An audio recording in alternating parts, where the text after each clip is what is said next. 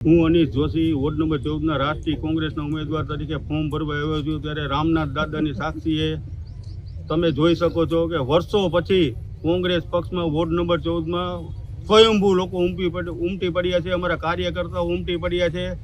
તમે કહો છો કે ભાઈ આપ એવું કાંઈ અમારી હારે છે જ નહીં, ભાજપ અમારી સામે છે, પણ ભાજપ વિકાસ કરે છે પણ ભ્રષ્ટાચારનો વિકાસ કરે છે, એના કમિશન લેવાનો વિકાસ કરે છે।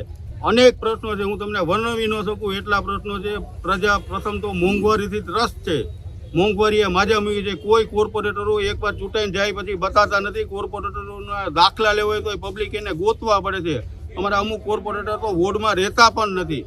હું વર્ષો જૂનો પહેલા ભારતીય જનતા પાર્ટીમાં તો વોર્ડનો પ્રમુખ રહ્યો છું, એ પછી મને સતત અવગણના મારી કરી ભારતીય જનતા પાર્ટીએ, પછી હું કોંગ્રેસમાં જોડાણો અને અમે સતત કામ કરતા આવ્યા છીએ। મારા સાથી પ્રિતેશભાઈ ચાવડિયા છે, એનું ગુંદાવડીમાં સતત કામ કરતા આવ્યા છે। હું એડવોકેટ છું, પ્રિતેશભાઈ ચાવડિયા એન્જિનિયર છે। અમારી શિક્ષિત લોકોને કોંગ્રેસે આ વખતે ઉમેદવાર તરીકે મૂક્યા છે।